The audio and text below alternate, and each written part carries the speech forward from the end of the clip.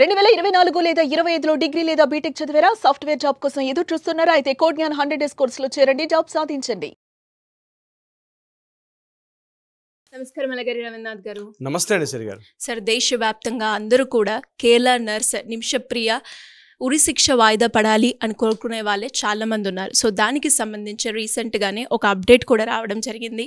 And మనం వింటే దేశ ప్రభుత్వం కూడా దీంట్లో మేము ఇంకేం చేయలేము అని చేతులు ఎత్తేసిన తర్వాత కూడా దీనికి సంబంధించి ఒక అప్డేట్ అయితే వచ్చింది.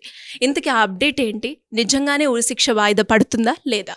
మనకు అందిన ఇప్పటివరకు సమాచారం మేరకు అంటే ఏ ముహూర్తాన వాళ్ళ తల్లిదండ్రులు ఆ అమ్మాయికి నిమిషప్రియ అని పేరు పెట్టారో తెలియదు, కానీ నిమిషం కూడా అప్రియం అయిపోతుంది. ఇట్ ఇస్ నాట్ ఏ ప్రియం కాదు, అప్రియం అయిపోతుంది. ఎవరికి? ఆమెకే.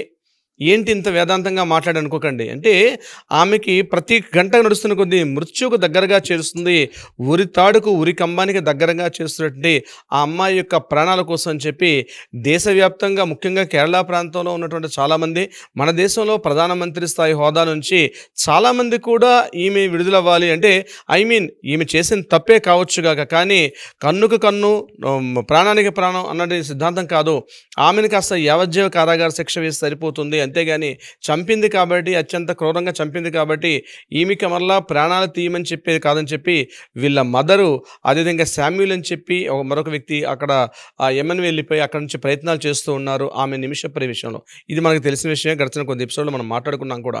అయితే నిమిషప్రియ విషయంలో నిన్న సుప్రీంకోర్టుకి పిల్లి వేసినప్పుడు పిల్లో కూడా చెప్పడం జరిగింది ఏంటంటే, దేశ ప్రభుత్వంలో ఉన్నటువంటి మన అటార్నీ జనరల్ వెంకటరమణ గారు కూడా మాట్లాడుతూ ఒక మాట చెప్పారు. మేము ఇన్ని ప్రయత్నాలు చేయాలి, అన్ని ప్రయత్నాలు చేస్తున్నాం, కానీ ఈ యమన్ ప్రభుత్వం మాత్రం స్పందించట్లేదు. అక్కడ ఉన్నటువంటి గవర్నమెంట్ చాలా డిఫరెంట్గా ఉంది. ఆ సనా ఏదైతే ఆ యొక్క క్యాపిటల్ ఉందో, సనాలో ఇరుక్కుపోయినటువంటి అక్కడ నిర్బంధించబడినటువంటి ఈ అమ్మాయి నిమిషప్రియ అనేది మరికొద్ది గంటల్లో, మరికొద్ది నిమిషాల్లో ఆమెకు మృత్యు ఒడిలోకి వెళ్ళే అవకాశం ఉంది. అది కూడా బహిరంగంగా. ఎంత సమకాలీన సమాజంలో, ఎంత నాగరిక చెందిన సమాజంలో అత్యంత క్రూరంగా ఆమెను పాశవికంగా ఉరికంబకు ఎక్కించి ఆమె ప్రాణాలు తీయడం అనేది సరికాదని చెప్పి అందరూ కూడా మీరు అంటున్నట్టుగా ప్రతి ఒక్కరు కూడా వేదన చెందుతున్నారు.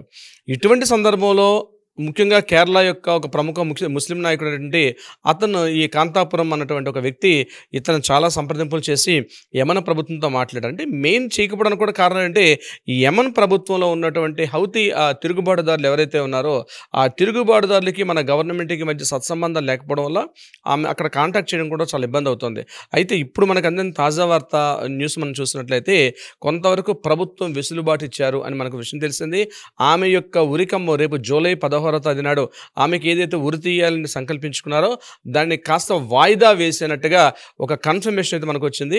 బహుశా ఇది కన్ఫర్మేషన్ కాదు, ఇట్స్ కన్ఫర్మ్. ఇది ఆమెకు 16వ తారీఖు రేపైతే ఉరికంబం మీదకి ఆమెకు ఉరి తీయాలనుకున్నటువంటి ఏదైతే ఉందో ఆమెను తాత్కాలికంగా ఆమె దాన్ని పోస్ట్ పోన్ చేస్తూ వాయిదా వేస్తూ ఎవరైతే బాధిత కుటుంబీకుడున్నాడో, ముఖ్యంగా అబ్దుల్ హమీదీ అనేటువంటి ఎవరైతే ఉన్నారో మహమ్మదీ, ఆయనతో పాటు సంప్రదింపులు చేస్తున్నారు.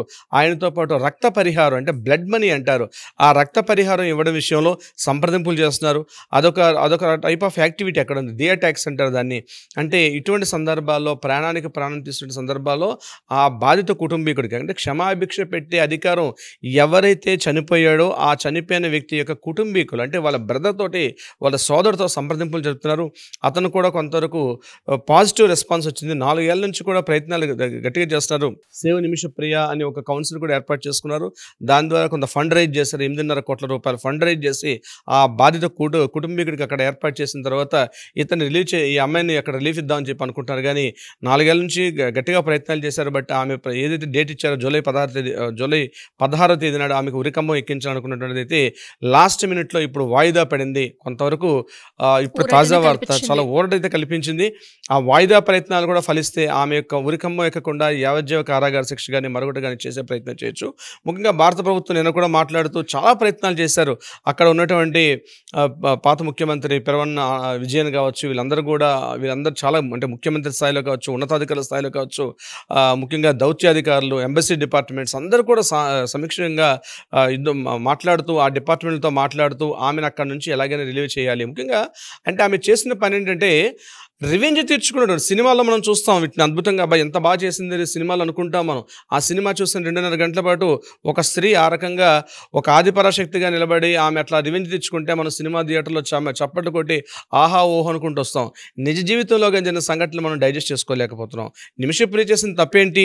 ఆమె 2014లో జరిగినటువంటి అప్పటి హైతీ తిరుగుబాటుదారులు అటాక్ చేయడం వల్ల ఆమె ఇక్కడ యమన్లో ఇరుక్కుపోవడం, ఆమె 2008లో అక్కడ ఒక క్లినిక్ని ఏర్పాటు చేసుకోవడం, ఏర్పాటు చేసి అక్కడ ఉన్నటువంటి ఆ దేశపు చట్టాల ప్రకారం విదేశీయులు ఎవరు కూడా క్లినిక్స్ కానీ ఇటువంటి యాక్టివిటీస్ చేయకూడదని చెప్పి ఒక నియమం ఉన్నప్పుడు అప్పటి వరకు పనిచేస్తున్నటువంటి సనా మెడికల్ కాలేజీలో పనిచేస్తున్న ఒక నర్సుగా ఉన్న వ్యక్తి క్లినిక్ పెట్టాలి, కాస్త ఇన్కమ్ని పెంచుకోవాలనే ఉద్దేశంతో ఆమె ఆలోచించి అక్కడ క్లినిక్ని ఏర్పాటు చేశారు. అప్పటికే కొన్ని మర్డర్ కేసులు, కొన్ని వివాదాలు ఉన్నటువంటి ఆ వ్యక్తి ఆమె పక్కనంటే వీళ్ళ క్లినిక్ దగ్గరగా ఉంటుంది, ఒక జైలు ఉంటుంది, ఆ జైలుకి దగ్గరలో పనిచేసి విడుదలైన ఆ వార్డెన్ సహకారంతో ఆమె ఏం చేసిందంటే ఈ క్లినిక్ ఏర్పాటు చేయడం జరిగింది.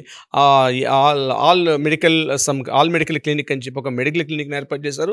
అయితే దానికి ఇన్వెస్ట్మెంట్ పెట్టుబడి అంతా కూడా అతనితో పెట్టిన తర్వాత స్టార్ట్ అయిన తర్వాత అతను ఏం చేశాడు, ఈమె యొక్క పాస్పోర్ట్ని కంప్లీట్గా స్వాధీనం చేసుకొని భారతదేశం విడిచిపెట్టి, అంటే యమన్ దేశం విడిచిపెట్టి వెళ్ళకూడదని చెప్పి గట్టిగా ఆమెతో చేసి ఆమెను శారీరకంగా మానసికంగా చేసిన తర్వాత ఈ యొక్క పీడ వీడి నుంచి ఎలా నేను బయటపడని ఉద్దేశంతో ఆ వార్డెన్ ఇచ్చినటువంటి సలహా మేరకు ఏం చేశారంటే ఒక మత్తు మందు ఒక ఇంజక్షన్ ఇవ్వడం జరిగింది. కైటినిన్ అని చెప్పి ఒక ఇంజక్షన్ ఇచ్చారు.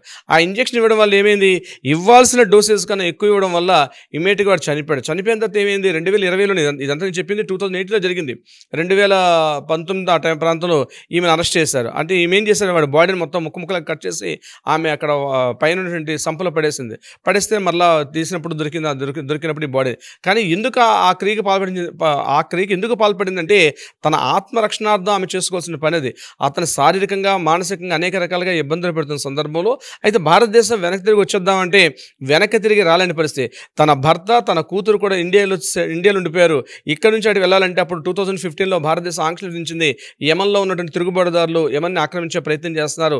సనా ఆ దేశపు రాజధాని, ఆ సనా టౌన్లో పూర్తిగా నిర్బంధంగా ఉన్నటువంటి పరిస్థితులు. ఇప్పుడు ఆ దేశం అటాక్ చేయడం అనేది కరెక్ట్ కాదు, మీరు ఇక్కడి నుంచి వెళ్ళొద్దని చెప్పి ఆంక్షలు విధిస్తే ఇక్కడ వాళ్ళు ఇక్కడే ఉండిపోయారు. ఆ అమ్మాయి మాత్రం అక్కడ ఇరుక్కుపోయింది. అనేక రకాలుగా మానసికంగా శారీరకంగా ఒక విధంగా చెప్పండి ఎన్ని హింసలు పడంలో అన్ని అనుభవించి ఇంకా వీడితో నేను పడలేను అన్న ఉద్దేశం చివరిగా ఆ ప్రయత్నం చేయడం జరిగింది. అయితే అతన్ని చంపేయడం ఉద్దేశంతో ఈమెను అప్పుడు 2020లో ఈ మీద శిక్ష విధించారు, ఈ మరణశిక్ష విధించారు. 4 ఏళ్ళ నుంచి పోస్ట్ మార్టం అవుతుంది. అప్పటి నుంచి కూడా ఈ అమ్మాయి అదే జైల్లో మగ్గుతూ ఉంది. అయితే సేవ్ ఫర్ నిమిషప్రియ కౌన్సిల్ అని చెప్పి ఒక ఫర్మ్ ఏర్పాటై, అయితే భారతదేశంలో ఇటువంటి చట్టాలు వచ్చేటప్పుడు ఏమైతే అంటే మనకి రాష్ట్రపతి గారు క్షమాభిక్ష పెట్టే అధికారం ఉంటుంది భారతదేశం అంటే ప్రజాస్వామ్య దేశాలు. కానీ ఆ దేశపు షరియత్ చట్టం అమల్లో ఉండడం వల్ల ఆ దేశంలో క్షమాభిక్ష పెట్టే అధికారం ఎవరైతే బాధితుడు ఉన్నాడో బాధిత కుటుంబీకులు మాత్రమే క్షమాభిక్ష పెట్టే అధికారం. అక్కడ కూడా దాన్ని ఏంటంటే బ్లడ్ మనీ అంటారు, రక్త పరిహారానికి కొంత అమౌంట్ తీసుకొని వాళ్ళు అక్కడ పంపిస్తారు. దానికోసం ఖర్చులకి అంటే ఆ డిస్కషన్స్ అవ్వాలంటేనే ఆ అడ్వకేట్ 35 లక్షల రూపాయలు తీసుకున్నట్టుగా ప్రేమకుమారి అని చెప్పి వాళ్ళ మదర్, యాక్చువల్గా ఈమె చాలా ప్రయత్నాలు చేస్తున్న తల్లి, ఎంతైనా తల్లే కదా, ఆ తల్లి చేసిన ప్రయత్నాలు అంటే ఆ నిమిషప్రియ యొక్క తల్లి మదర్ ప్రేమకుమారి ఆమె చేసిన ప్రయత్నాలు కొంతవరకు సత్ఫలితం సాధించాయని చెప్పుకోవచ్చు. జూలై 16న బహుశా ఆమె ఇంకా నిమిషప్రియ అనేది ఇంకా అనిమిషం అయిపోతుంది అనుకున్నాం. కానీ బహుశా ఇప్పుడు మనకు అందిన ఇన్ఫర్మేషన్ ప్రకారం ఆమె యొక్క ఏదైతే ఉరిశిక్షని నిలుపుదల చేస్తూ తాత్కాలికంగా వాయిదా వేసినట్టుగా కన్ఫర్మేషన్ అయింది. తర్వాత ఫలితాలు ఎలా ఉంటాయి, తర్వాత పరిణామాలు ఎలా ఉంటాయి అనేది మనం మరొక వీడియోలో చర్చిద్దాం సిరి గారు. డెఫినెట్గా సార్. అండ్ అలాగే ఎవరైతే నిమిషప్రియ కుటుంబం మొత్తం ప్రతిరోజు కూడా తనకి ఉరిశిక్ష వాయిదా పడాలి అని ఎలా అయితే కోరుకున్నారో దేశవ్యాప్తంగా కూడా అందరూ కూడా అదే కోరుకోవడం మనం చూస్తూ ఉన్నాం. అండ్ అన్నట్టుగానే వాయిదా అయితే పడింది. అండ్ బ్లడ్ మనీ ద్వారా కూడా బాధితుడు కుటుంబం వాళ్ళు కూడా క్షమాభిక్ష పెట్టి ఈమె ప్రాణాలను రక్షించాలి అని మనం మళ్ళీ కోరుకుందాం. Anyways thank you sir, thank you so much. Thank you so much Siri గారు.